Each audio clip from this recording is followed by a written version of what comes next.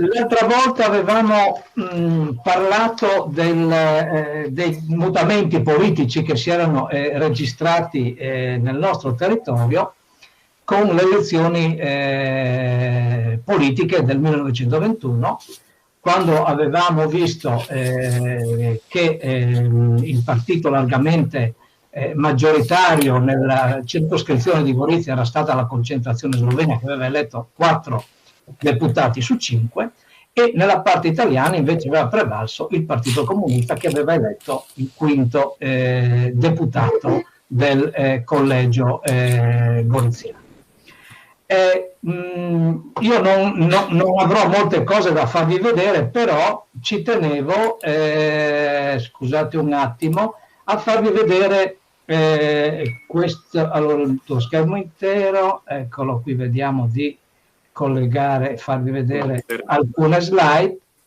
vediamo se, eccolo, eccolo, sto registrando inchieste, e eccolo qua, adesso vado adesso. Vado prima alla Silme, dopo vado a Vilesse. Allora, poi piano. Chiudere i microfoni. Qualcuno c'è il microfono acceso, ci siamo tutti affari familiari. Sì.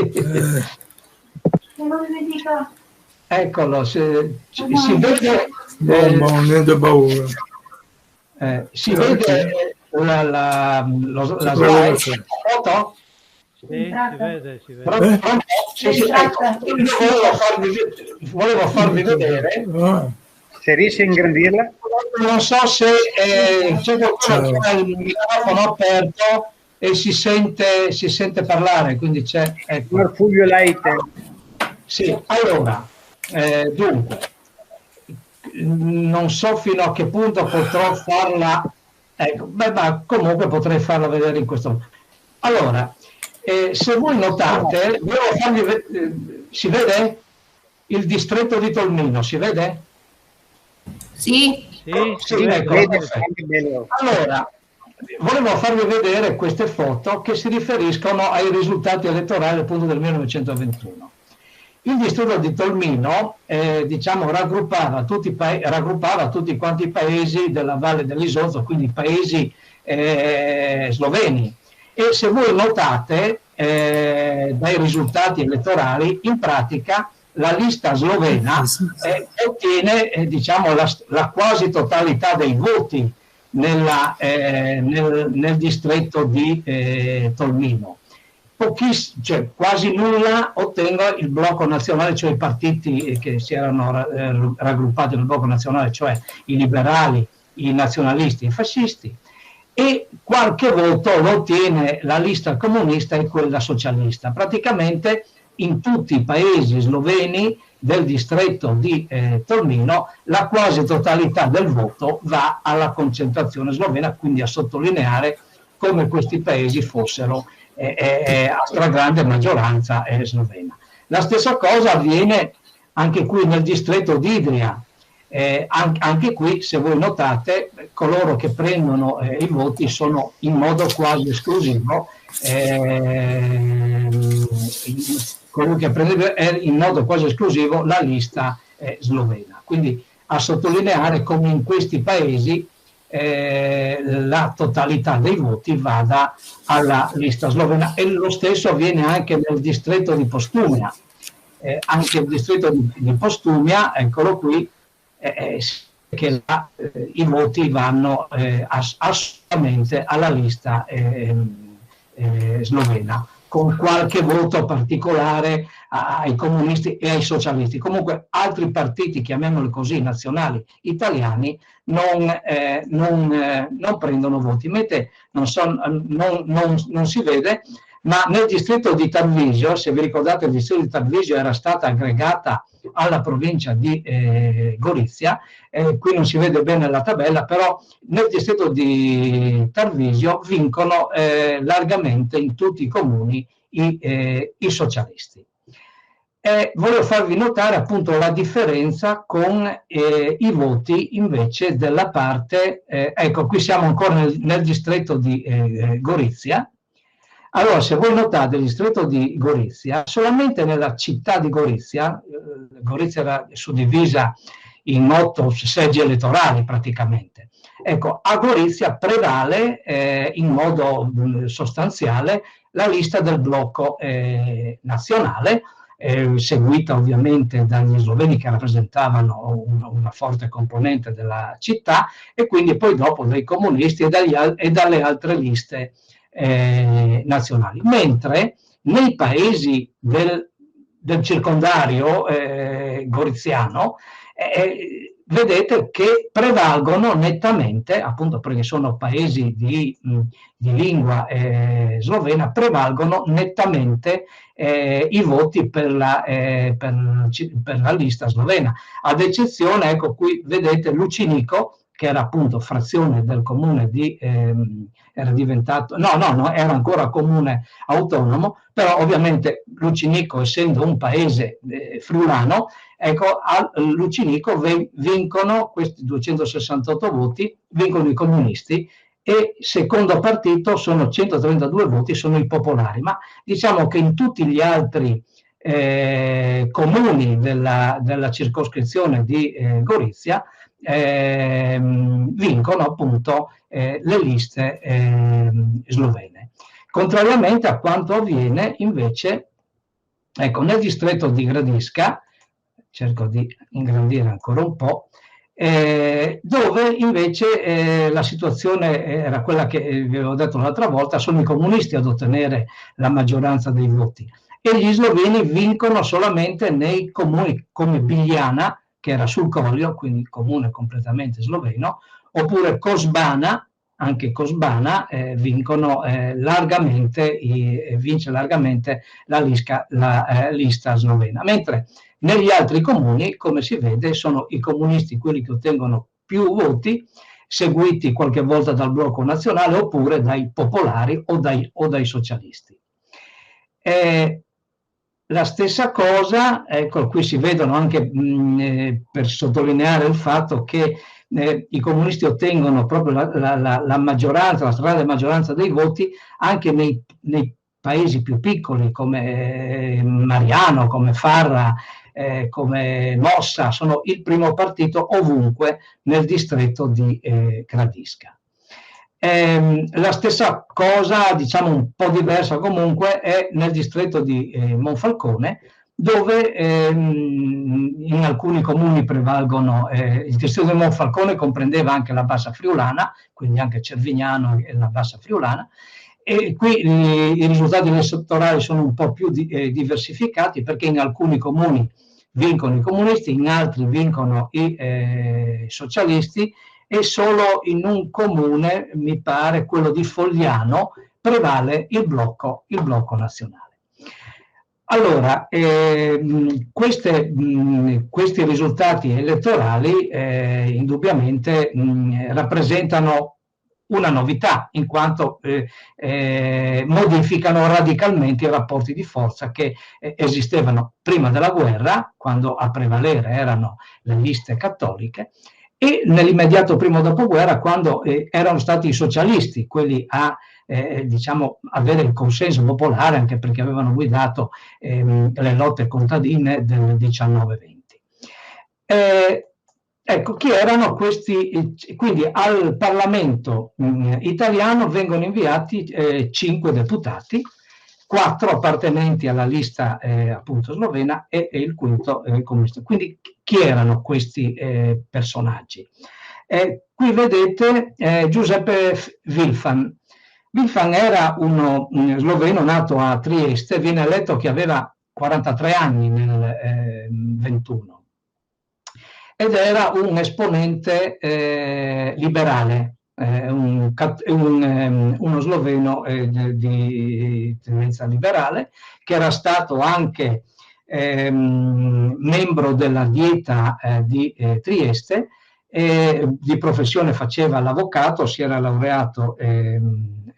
a Vienna, e in Parlamento si segnalerà a Montecitorio perché in diverse circostanze prenderà la parola e si esprimerà in lingua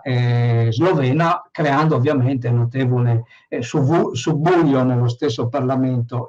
italiano, ma denuncerà in quella sede appunto le violenze che le squadre fasciste stavano portando a termine nella Venezia Giulia, soprattutto le violenze nei confronti della comunità slovena.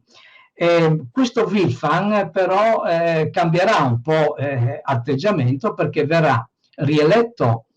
alle elezioni del 24. Nel 21 ci sono le elezioni, dopo 3 anni ci saranno nuovamente le elezioni politiche e verrà rieletto al Parlamento italiano e modificherà le sue posizioni, diciamo, di difensore dei diritti delle minoranze, perché, diciamo, darà la fiducia a Mussolini, quindi voterà a favore della fiducia al governo Mussolini, quindi ciò gli provocherà indubbiamente discredito fra la popolazione slovena che lo eletto, tanto che praticamente nel 28 si allontanerà, lui era residente a Trieste, si allontanerà da Trieste, quindi lascerà la Venezia Giulia, emigrerà all'estero e vivrà facendo delle conferenze praticamente in Svizzera, in Francia, in Austria, quindi si allontanerà da questo territorio. Il secondo deputato sloveno era questo Carlo Podgornik. Si era laureato anche lui in legge, quando viene eletto aveva 43 anni, era un esponente era stato eletto nella dieta provinciale di Gorizia nel periodo asburgico, e è un personaggio interessante perché, se vi ricordate, a conclusione della prima guerra mondiale si erano costituiti a Gorizia 2 governi provvisori, uno sloveno e uno italiano. Ebbene, Podgornik era stato nominato presidente provvisorio del governo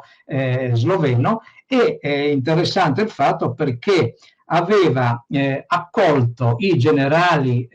italiani che erano arrivati appunto dopo la firma dell'armistizio con l'Austria, che erano arrivati a Gorizia, li aveva accolti nella sede della prefettura e li aveva salutati dando loro il benvenuto intera Jugoslava, cioè nel senso che effettivamente l'idea era quella di aggregare questi territori al nascente regno di Jugoslavia. Ecco, lui viene eletto nel 21 deputato, rimane però in carica solamente fino al 24, perché non verrà rieletto alle elezioni del 24, sarà costretto un po' a ritirarsi dalla vita politica, ma manterrà fermo il suo orientamento e atteggiamento, diciamo, di difensore dei diritti degli sloveni, tanto che più volte la sua casa verrà presa a sassate dai fascisti, si rifiuterà di esporre la bandiera italiana in occasione delle festività nazionali, e verrà tenuto sotto controllo dalla polizia politica per l'intero ventennio fascista. Il terzo, ecco, lui era anche un secondo deputato di impostazione liberale, diciamo, era un liberale sloveno. Come liberale sloveno era Giuseppe Laurencic, che viene eletto, aveva 62 anni, lui era di Postumia, anche lui liberale, era di Postumia, era un industriale, un proprietario terriero, era stato appunto facendo parte della circoscrizione di Postumia, che prima della guerra apparteneva alla Carniola, era stato deputato anche lui alla dieta della Carniola nel periodo prebellico. Era un irredentista sloveno anche lui, non verrà rieletto nel 24 e, diciamo, si ritirerà anche lui dalla vita politica. Il quarto deputato era Virgilio Schenck. Lui era un prete, viene eletto che aveva 32 anni, era nato a Trieste, ma aveva studiato al seminario di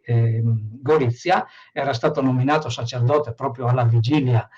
dello scoppio della guerra nel 14 e viene eletto quindi in Parlamento difende appunto anche lui gli interessi e i diritti nazionali della comunità slovena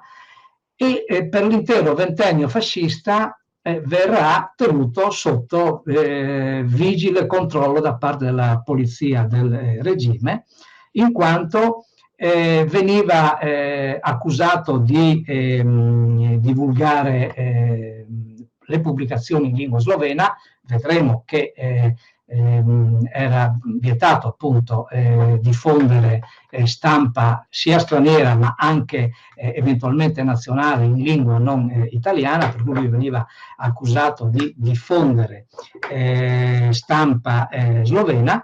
e soprattutto veniva accusato di mantenere aperte nelle parrocchie in cui operava delle scuole in lingua slovena. Vedremo anche che anche le scuole in lingua slovena erano state chiuse, quindi era vietato diciamo, istruire i bambini anche nelle parrocchie, per cui verrà tenuto sotto vigile controllo da parte della polizia del regime per l'intero ventennio. Parteciperà attivamente alla resistenza slovena, tanto che entrerà a far parte del fronte di liberazione sloveno e quindi combatterà diciamo, contro il nazifascismo quale esponente dello Svobodilna Fronta. Morirà però subito dopo la conclusione della seconda guerra mondiale nel 1948 a Lubiana. Il quinto deputato che oramai conosciamo era diciamo, Giuseppe Tuntar. Giuseppe Tuntar, che abbiamo già visto, lui era istriano di Visinada, figlio di una povera famiglia di contadini, aveva potuto studiare al ginnasio di Capodistria grazie ad una borsa di studio e aveva iniziato anche gli studi universitari a Graz, però aveva dovuto sospendere questa attività di studio proprio perché gli era morto il padre, anche la madre, quindi era stato obbligato a ritornare a casa e si era dedicato da quel momento all'attività politica. Lui era stato redattore sia del giornale socialista Il Lavoratore di Trieste che anche di quello di Pola, Il Proletario, e poi divenuto poi La Terra d'Istria. E in Istria, diciamo, era diventato il segretario dei socialisti istriani fra il 1908 e il 1910. Nel 10, come avevamo già visto, lui vince il concorso per la carica di direttore della Cassa Malati di Gorizia, che era stata in quell'anno conquistata dai socialisti, e si trasferisce a Gorizia. Gorizia diventa uno dei principali esponenti del Partito Socialista e nel primo dopoguerra addirittura assume la carica di segretario provinciale, insomma, della contea della provincia di Gorizia. Non si era ancora costituita la provincia, diciamo, del territorio goriziano, e viene anche eletto nel comitato centrale, nella direzione nazionale del Partito Socialista. Come abbiamo visto, è fra i fondatori del Partito Comunista a Livorno, diventa il direttore del Lavoratore di Trieste, che l'avevo detto magari un paio di volte fa, i comunisti occupano la redazione del Lavoratore di Trieste e trasformano il giornale da organo del Partito Socialista in organo del Partito Comunista, e il Tuntar diventa il nuovo direttore chiamiamolo così, del Lavoratore, che aveva cambiato appartenenza politica. Siccome però il giornale, non so se l'avevo detto, ma comunque verrà preso d'assalto dai fascisti e verrà incendiato, distrutto nel febbraio del 1921, Tuntar assieme ad altri darà vita nel Goriziano ad un settimanale, Spartaco, che durerà, proseguirà nelle pubblicazioni fino alla fine del 21, fino al momento in cui a Trieste verrà riattivata la tipografia del Lavoratore e riprenderanno le pubblicazioni del Lavoratore, che quindi è diventato organo del Partito Comunista. Nel 21, lui aveva 39 anni, viene eletto al Parlamento di Roma, quindi Parlamento nazionale, è uno dei principali esponenti che permette, cioè che favorisce il passaggio dei militanti socialisti al nuovo Partito Comunista. E appunto per questo, come avevamo visto un po' l'altra volta, viene messo in minoranza nella Cassa Malati, dove la sua carica viene sospeso dalla carica di direttore della Cassa Malati, e quindi questo creerà anche delle difficoltà proprio di ordine economico, in quanto si troverà senza soldi. Diciamo che allora i deputati non erano pagati come oggi, ma disponevano di rimborsi spese per quando andavano alle riunioni in Parlamento, tanto che Tuntar quando andava a Roma in genere o era ospite di qualche compagno di partito, oppure, come lui scriveva nelle sue memorie, tante volte passava la notte nella sala d'aspetto della stazione, proprio perché non aveva i soldi per potersi pagare un hotel. Viene comunque, lui durante gli anni in cui è deputato, viene minacciato più volte, anche viene aggredito dai fascisti a Gorizia, tanto che alla fine del mandato, quindi nel 24, decide di emigrare, e come molti se ne va con la famiglia in Argentina, si stabilisce a Buenos Aires, dove prosegue però la sua attività politica, prima nel Partito Comunista, poi dopo è il promotore, l'organizzatore di alcune associazioni antifasciste italiane all'estero a Buenos Aires, e anche qui prova l'esperienza anche del carcere argentino, proprio perché viene in alcune circostanze arrestato proprio per la sua attività di comunista, e quindi diciamo che Tuntar proverà l'esperienza sia del carcere argentino che di quello italiano, perché era stato arrestato durante l'assalto dei fascisti alla sede del Lavoratore di Trieste, ma andò in carcere anche come socialista anche in periodo Asburgo, infatti fu arrestato anche in quelle circostanze proprio per la sua attività politica. Si guadagnerà da vivere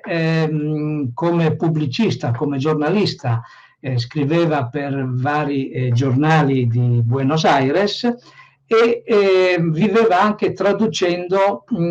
in spagnolo testi dal tedesco e addirittura anche dal latino, tanto che negli ultimi anni di vita, proprio lui morirà nel 1940, verrà assunto da una scuola, da un liceo privato di Buenos Aires, dove insegnerà storia romana. Quindi diciamo solamente negli ultimi anni di vita praticamente poté sistemarsi definitivamente con un lavoro continuativo, diciamo. Ecco, quindi questi erano un po' i 5 rappresentanti eletti al Parlamento italiano nel corso delle elezioni del 1921, e questo fatto, come dicevo, determinerà un po' così la volontà da parte del governo centrale di ridisegnare un po' i confini della provincia, in quanto questa provincia, inviando a Roma 4 deputati sloveni e un comunista, aveva dimostrato di non gradire molto le nuove autorità nazionali, tanto che il Blocco Nazionale e gli altri partiti nazionali avevano dato anche questa interpretazione al risultato del voto, quindi come una protesta nei confronti delle nuove autorità nazionali. Questo, diciamo, la modifica dei rapporti di forza in questo territorio, quindi nella provincia di Gorizia, nel 21 ricordiamoci che ufficialmente si costituisce la provincia di Gorizia, in quanto in base al trattato di pace questo può avvenire in modo anche formale. Diciamo che si modificano ulteriormente nell'arco di pochi mesi nuovamente i rapporti politici, perché nel gennaio del 1922, quindi a poco più di 6 mesi dalle elezioni politiche, si tengono le elezioni amministrative, che sono estremamente importanti perché sono le prime elezioni comunali che si tengono in questi territori dopo il crollo della monarchia austro-ungarica, e sono le prime che si tengono con il suffragio universale maschile, perché se vi ricordate in periodo asburgico si votava con il suffragio universale maschile alle elezioni politiche, ma alle elezioni comunali vigeva ancora il sistema elettorale censuario, per cui votavano quelli che dimostravano di pagare un certo importo di tasse, e quindi i rappresentanti nei comuni erano i rappresentanti in genere del Partito Liberale Nazionale, che rappresentava un po' i ceti sociali più benestanti. È interessante sottolineare il fatto che queste elezioni politiche si tengono con il sistema suffragio universale maschile, sì, ma con, diciamolo, con un sistema maggioritario. Che cosa significava? Che si prevedevano nei comuni solamente 2 gruppi consigliari, uno di maggioranza e uno di minoranza. Quindi il partito o il gruppo che otteneva un voto di più degli altri conquistava la maggioranza dei consiglieri comunali. Chi prendeva il secondo partito conquistava la minoranza, il terzo partito o il quarto non prendevano più niente, per cui erano praticamente rappresentati solo i 2 partiti o i 2 gruppi più forti. E come avveniva anche diciamo fino a una 20 anni fa, anche qui da noi, anche allora non si votava per il sindaco, ma si votava per i consiglieri comunali, per cui erano i consiglieri comunali eletti che poi dopo nominavano nei comuni il sindaco, eleggevano nei comuni il sindaco e i componenti della giunta comunale. Quindi in pratica le elezioni comunali avvengono con questo sistema, che indubbiamente favoriva le aggregazioni fra i partiti, quindi i risultati infatti saranno molto diversi da quelli delle elezioni del 1921, anche perché c'è da dire, dopo le elezioni del 21 si registra un aumento delle violenze squadriste, per cui le squadre d'azione si organizzano meglio e quindi portano a compimento varie operazioni contro le sezioni dei partiti, contro le sedi sindacali, contro i dirigenti politici sindacali, soprattutto comunisti e socialisti, e quindi c'è un clima di maggiore tensione, c'è più paura, ma non solo, infatti in alcuni paesi fascisti riescono a minacciare i candidati, quindi evitano che molti si candidino, e anche e soprattutto a Monfalcone sono protagonisti di brogli elettorali con manipolazioni di certificati elettorali, per cui soprattutto in collaborazione con alcuni dipendenti del comune vengono sottratti i certificati elettorali e vengono dati ad altri, quindi c'è un po' le elezioni, no, che si svolgano in un clima di correttezza istituzionale perfetta. Però c'è da dire che appunto in questo sistema elettorale in cui vengono premiate le aggregazioni dei partiti, i due partiti operai, chiamiamoli così, comunista e socialista, che si erano divisi, presentandosi da soli troveranno notevoli difficoltà, infatti non solo perché, come dicevo, la legge favoriva il gruppo, il partito che otteneva maggiori voti. E quindi che cosa succede? Che in molti comuni i socialisti e i comunisti non riescono a presentare liste proprie, anche perché effettivamente erano gli unici due partiti che non avevano avuto esperienze amministrative precedenti, non avevano gruppi dirigenti che, come i liberali nazionali oppure i cattolici prima, durante il periodo asburgico, avevano avuto la possibilità di essere eletti, quindi avevano fatto esperienza come amministratori comunali, eccetera. Per cui i risultati elettorali che si ottengono con le elezioni amministrative del gennaio del 1922 vedono innanzitutto un arretramento dei partiti socialista e comunista, soprattutto quello comunista, e invece una ripresa del blocco nazionale e anche del Partito Popolare che, come avevamo visto l'altra volta, non aveva ottenuto brillanti successi alle elezioni politiche.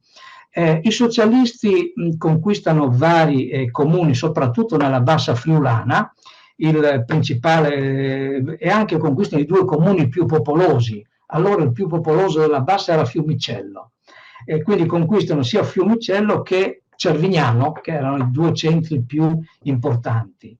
Però perdono la città di Monfalcone. Monfalcone era ancora nel periodo asburgico, era un po' il centro in cui i socialisti avevano maggiore forza, erano il primo partito.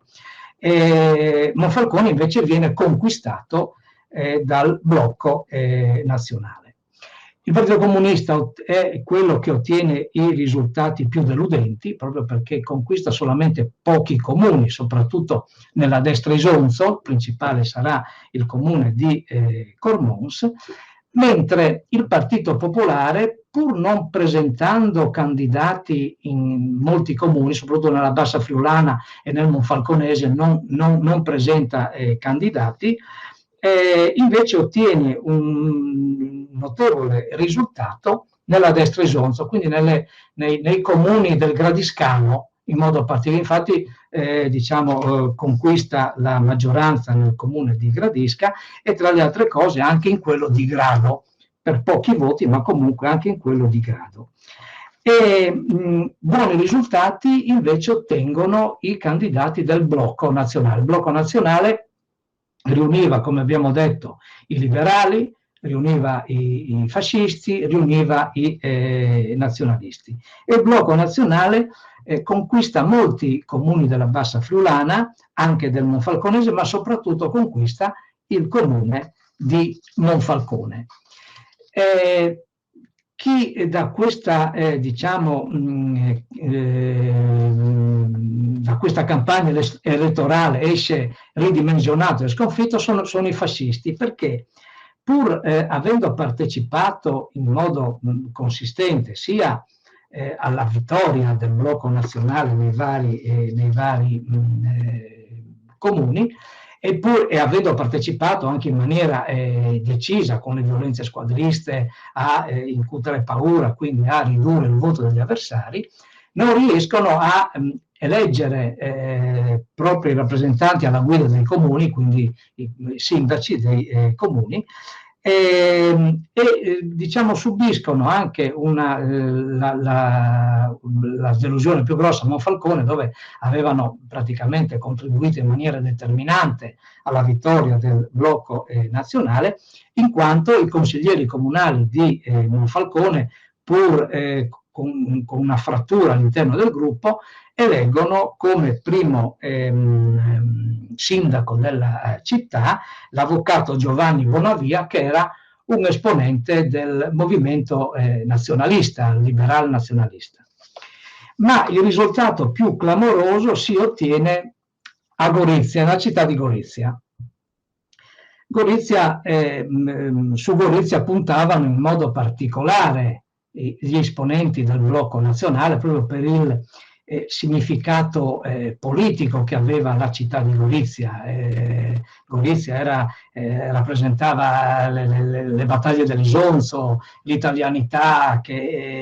l'Italia, quindi diciamo c'era una notevole aspettativa perché Gorizia potesse essere amministrata dalle forze, fra virgolette, nazionali. A Gorizia appunto si costituisce il blocco nazionale che raccoglieva, come dalle altre parti, liberali, fascisti e nazionalisti, però non raccoglie tutti i liberali goriziani, che addirittura danno vita ad un gruppo politico nuovo che si chiamava Gruppo d'Azione Friulano. Questo gruppo d'Azione Friulano possiamo considerarlo come un gruppo di che provenivano, diciamo, dalle esperienze liberal nazionali del periodo asburgico, ma erano un gruppo che prevedeva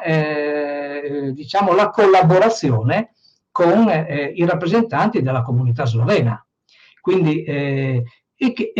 cosa succede? Che in vista delle elezioni comunali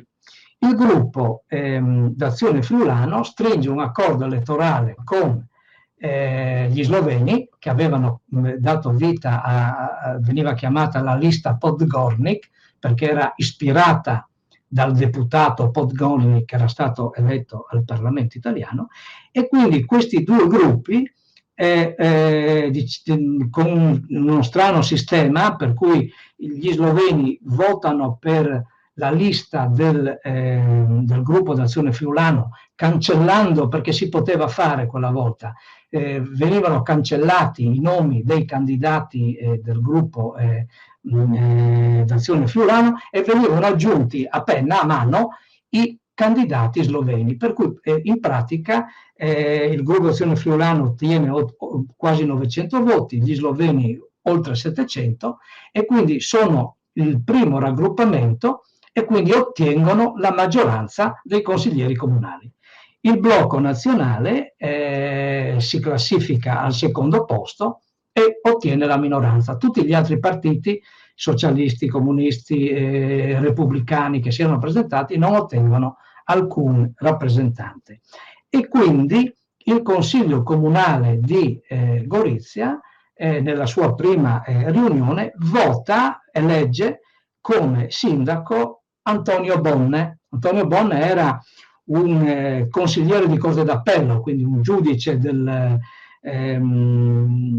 di Gorizia, che sarà il primo sindaco della città di Gorizia. Naturalmente all'interno del Consiglio Comunale di Gorizia, a sottolineare proprio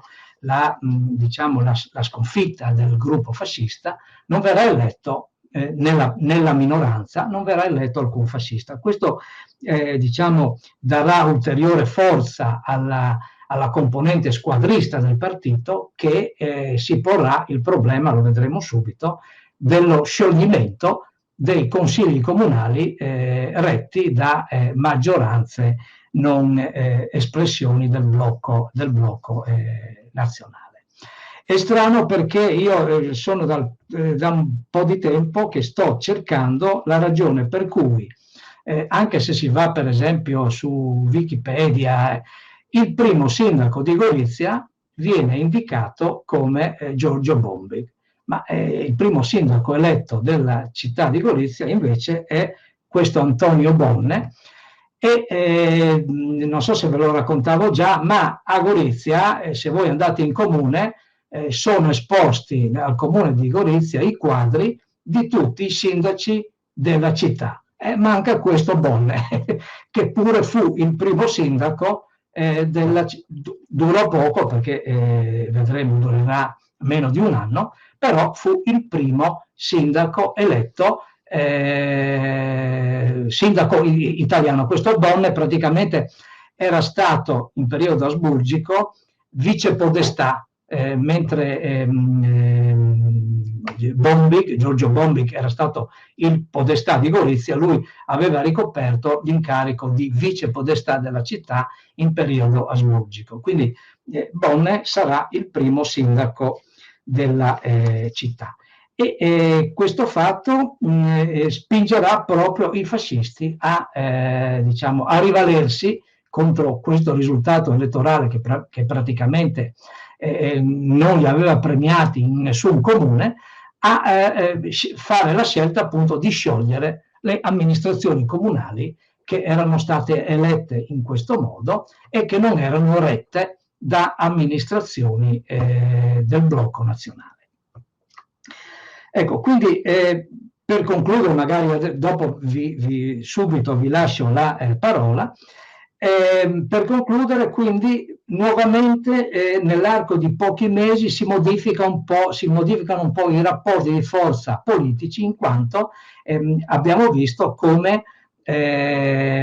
diciamo, riprendano il Partito Popolare riprenda vigore, come il blocco nazionale riesca a conquistare molti comuni, nonostante che 6 mesi prima praticamente alle elezioni politiche avesse prevalso il Partito Comunista, che invece alle elezioni amministrative subirà una pesante sconfitta, proprio perché non solo i comunisti ma anche i socialisti, presentandosi separati alle elezioni, non riusciranno diciamo, a conquistare i comuni che avrebbero conquistato senz'altro se si fossero presentati assieme. Ma la legge elettorale, come dicevo, prevedeva appunto un premio per chi conquistava più voti, quindi era un sistema che permetteva al partito più forte di conquistare la maggioranza. Eccolo, io mi fermo un momentino qui e non so se sono stato chiaro, la parola a voi, quindi se ci sono problemi, approfondimenti, ditemelo, quindi cose che non sono state chiare, quindi se c'è qualche cosa fatelo senza nessun problema, prendete la parola, cliccate su...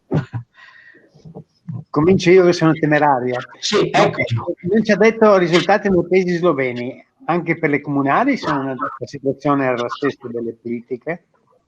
Sì, allora in tutti i comuni sloveni vincono i candidati sloveni, chiaramente della lista presentata dagli sloveni. E infatti vedremo che verranno poi dopo commissariati tutti quanti questi comuni, proprio perché erano retti da amministrazioni comunali slovene che addirittura venivano accusate di redigere i documenti pubblici in lingua slovena. Quindi diciamo, vedremo magari dopo, quindi diciamo nella parte slovena, anche perché non c'erano in questi paesi non c'erano comunità nazionali italiane. No, questo ho capito, ma pensavo che alle comunali si fossero presentati divisi anche i sloveni, cioè liberali, cattolici. No, ma in genere no, perché loro avevano costituito nel 21 questa concentrazione slava che univa sia cattolici che sloveni, scusate, che liberali. E quindi in pratica avevano mantenuto questa alleanza che gli aveva permesso appunto di ottenere dobbiamo tenere conto, perché anche,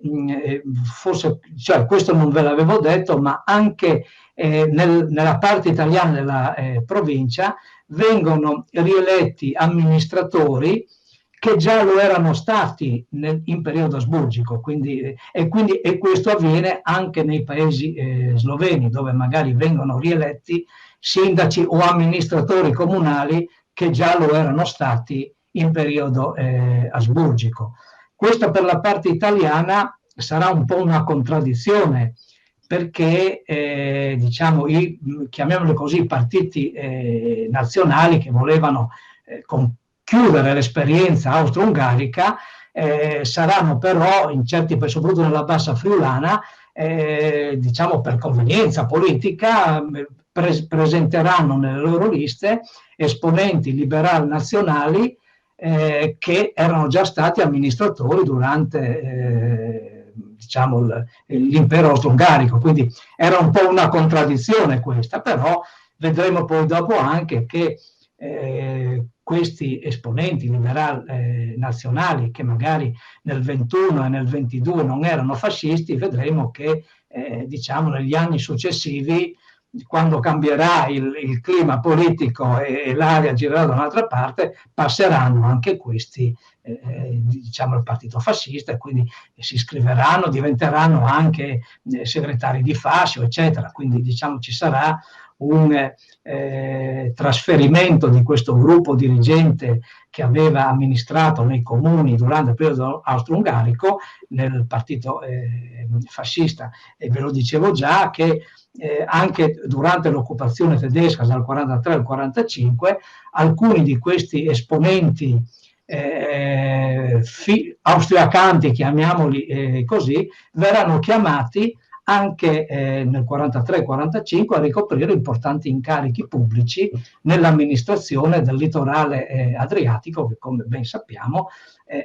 in quegli anni di fatto era un territorio annesso al Terzo Reich tedesco. Ma hanno fatto bene, perché erano persone di grande esperienza, no? Austriaci, italiani, fascisti, nazisti, cioè, le sapevano tutte, e quindi hanno fatto bene. Sì, ma questo però provocò nel 43, 44, 45,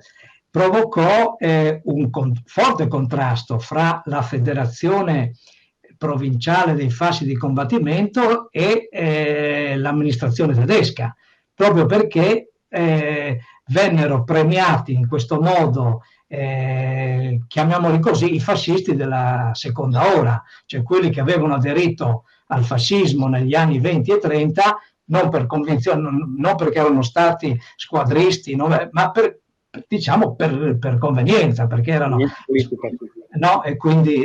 infatti il prefetto di Gorizia, il sindaco di il commissario prefettizio del comune di Gorizia verranno scelti proprio fra queste persone, no? Che erano stati amministratori durante il periodo austro-ungarico, erano passati poi dopo al fascismo, per ovviamente ragioni loro, per convenienza soprattutto. Scusi, i popolari che fine hanno fatto?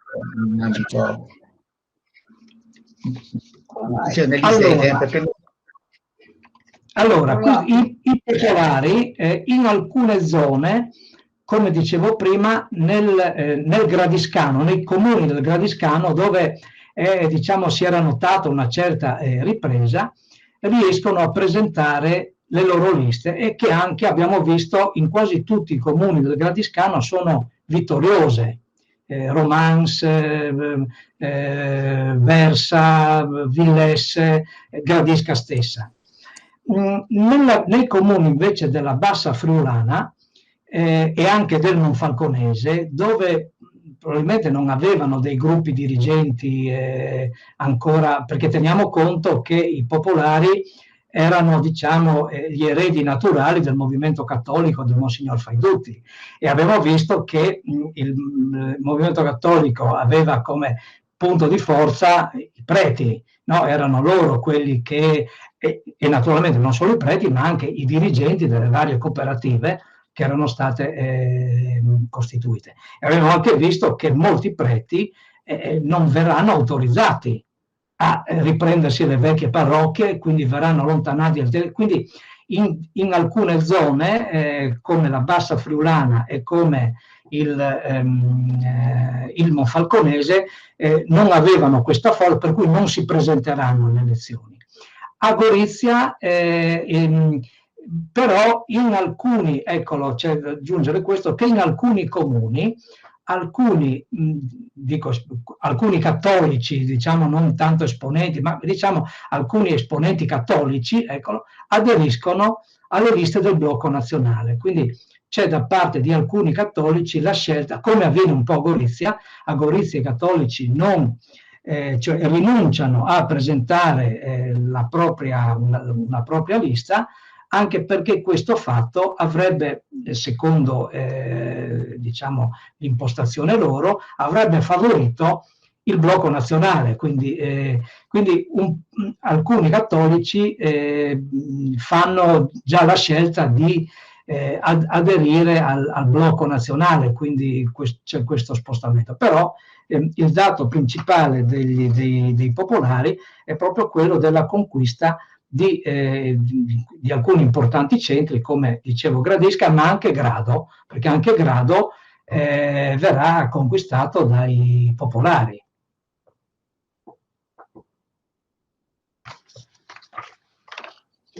Luciano, ma il commissariamento delle amministrazioni che non erano gradite dai partiti nazionali, in che periodo è avvenuto? Allora, io adesso ve lo anticipo in 4 parole. Allora, avviene, alcuni comuni vengono sciolti prima della marcia su Roma. Il primo comune ad essere sciolto è quello di Cormons, alla fine di agosto. Come che avviene? In genere le squadre d'azione invadevano i comuni, li occupavano, e molto spesso c'era un tacito accordo, se non un esplicito accordo, con le autorità che avrebbero dovuto garantire l'ordine, quindi prefetti, sottoprefetti. Quindi avveniva in genere, venivano minacciati i sindaci, nel caso, per esempio, nel caso di Ruda, eccolo, Ruda, i sindaci e consiglieri comunali vengono minacciati di morte, di pestaggio, eccetera, per cui le squadre d'azione occupano il comune di Ruda, costringono il sindaco e i consiglieri comunali a recarsi alla viceprefettura di Monfalcone, dove c'era un viceprefetto, dal quale però gli amministratori non ottengono la garanzia di essere tutelati e protetti, per cui di fatto rassegnano le dimissioni, e quindi il sottoprefetto decreta lo scioglimento del consiglio comunale e quindi la nomina di un commissario. In genere, diciamo, lo schema era questo: la minaccia degli amministratori, l'invasione del comune, gli amministratori un po' spaventati, un po' costretti, anche perché per esempio nel comune di Ronchi i fascisti vanno proprio nelle case del sindaco, degli amministratori, a farsi sottoscrivere la dichiarazione di dimissioni dall'incarico, per cui praticamente portavano al viceprefetto, al prefetto, e quindi questo decretava lo scioglimento del consiglio comunale, quindi la nomina del commissario. E questo avviene, alcuni comuni vengono sciolti prima della marcia su Roma, quindi diciamo fra il settembre-ottobre del 1922, quindi siamo a 6 mesi, 8 mesi neanche dalle elezioni amministrative che avvengono nel gennaio. La maggior parte dei comuni, parlo di comuni retti inizialmente da comunisti e socialisti, la maggior parte dei comuni viene sciolta subito dopo la marcia su Roma o nei giorni della marcia su Roma, con le stesse modalità. Rimangono attivi per alcuni altri mesi le amministrazioni rette dai popolari, quindi che erano le uniche ancora rimaste in piedi, se si escludono quelle del blocco nazionale. E c'è addirittura una direttiva che è del 5 agosto del 23, il segretario mandamentale dei fasci di combattimento, siamo nel 23, quindi vuol dire che c'è già stata la marcia su Roma, che c'è il governo Mussolini in carica, che quindi le cose sono profondamente cambiate, e appunto il segretario mandamentale del partito fascista, tra parentesi, era già stata soppressa la provincia di Gorizia, e dà l'ordine di sciogliere tutte le amministrazioni che non erano del blocco nazionale e quindi tutte le amministrazioni popolari, e quindi le amministrazioni popolari vengono sciolte, quindi Gradisca, Grado, vengono sciolte nell'estate del 1923. Quindi praticamente nell'estate del 23 funzionano solamente, e naturalmente vengono sciolte tutte le amministrazioni comunali slovene, perché eccolo, con altri criteri, per cui c'è l'intervento diretto proprio dei prefetti, dei sottoprefetti, che con scuse diverse sciolgono, emanano un decreto di scioglimento del Consiglio Comunale, per cui anche tutte le amministrazioni slovene vengono sciolte. Di fatto, nell'estate del 1923 rimangono in carica solamente le amministrazioni comunali rette dal blocco nazionale. Però vedremo la prossima volta che non sarà facile andare al voto, perché ovviamente quando veniva sciolta un'amministrazione bisognava di nuovo organizzare la campagna elettorale, e non sarà facile per i prefetti indire le elezioni, perché spettava loro farlo, in quanto all'interno dei fasci di combattimento, lo vedremo, si scatenerà la guerra praticamente per la scelta dei consiglieri comunali e quindi del sindaco. Perché? Che cosa succederà nel 24? Nel 24, con questa questione praticamente che veniva, la lista di maggioranza otteneva la maggioranza dei consiglieri comunali, quella di minoranza otteneva la minoranza, di fatto quando si tornerà a votare, dovevo concludere il discorso, non sarà facile indire le elezioni, proprio perché all'interno dei fasci ci saranno queste guerre per chi doveva essere il candidato sindaco sostanzialmente, o i candidati consiglieri comunali, o per chi doveva essere eletto poi dopo sindaco, perché si scontreranno due praticamente fazioni, chiamiamole così. Quella squadrista, che pretendeva appunto per sé l'onere e l'onore di eleggere i sindaci, e quella, chiamiamola, scusate un attimo, è quella che era arrivata dopo, diciamo, quella componente fascista fatta di liberal nazionali, di nazionalisti che aveva aderito in seguito, quindi quelli che erano arrivati dopo, che invece poteva vantare anche esperienze amministrative, portava gli uomini che avrebbero in teoria saputo anche governare, e quindi ci sarà una, diciamo, io ho parlato di guerra, ma comunque una forte lotta intestina per indicare chi avrebbe dovuto fare l'amministratore, il sindaco, tanto che